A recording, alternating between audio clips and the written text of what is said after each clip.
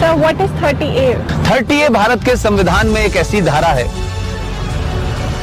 ये धारा ये कहती है कि हिंदू अपने धर्म की शिक्षा नहीं दे सकता, अपने कॉलेज में नहीं दे सकता, प्राइवेट कॉलेज में नहीं दे सकता, इसके लिए कॉलेज नहीं बना सकता, और जो सरकार के जो कॉलेजेस हैं उसमें नहीं दी जा सकती। लेकिन एक धारा है 30, वो 30 धारा मुसलमानों को इस बात की इजाजत देती है कि वो अपनी मजहब की शिक्षा के लिए कॉलेज खोल सकते हैं, वो मदरसे चला सकते हैं, क्रिश्चियन अपने मदरसे चला सकते हैं, स्कूल इंस्टीट्यूशन चला सकते हैं जहां वो अपने मजहब की शिक्षा दे सकते हैं। मेरा सवाल यह है, क्या संविधान के निर्माताओं को इस बात का बोध नहीं था कि सिम्मी जी, अगर आप अपने धर्म की शिक्षा आपको नहीं मिलेगी तो आप में संस्कार कहां से आएंगे, आप में फेथ कहां से आएगा, आप वेद क्या हैं, पुराण क्या है, कैसे जानेंगे अगर आपसे कहा जाए आपको यह नहीं पढ़ना है।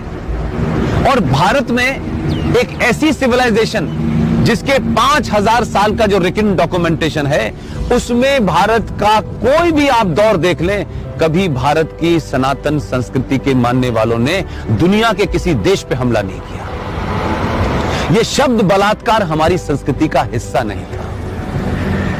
ये घूंघट इसलिए नहीं था कि हमारे यहां था, हमको गलत नैरेटिव दिया क्या।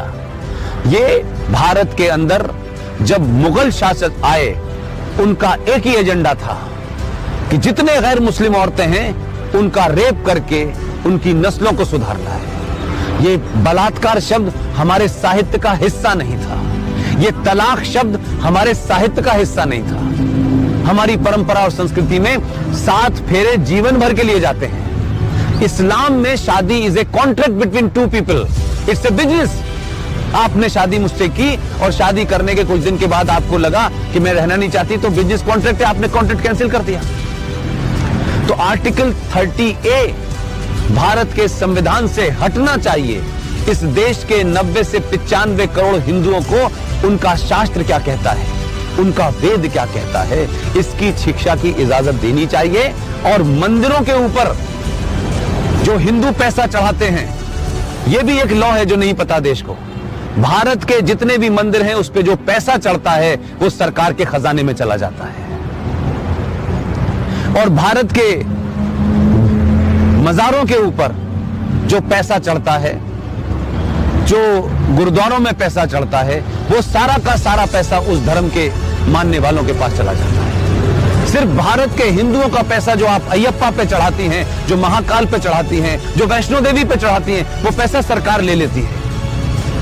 तो अगर भारत के मंदिरों पे चढ़ने वाले पैसे से भारत के लोग, हिंदू लोग, सनातनी लोग अपने विश्वविद्यालय खोलना चाहें कि हम सनातन की संस्कृति के बारे में बताएंगे, पुराणों को पढ़ाएंगे, तो उसकी भी छूट नहीं है। ये संविधान में 2 धाराएं एंटी हिंदू हैं, इनको समाप्त होना चाहिए। और मैंने कल भी घोषणा की है कि अगले 2 साल में इसके खिलाफ भी मैं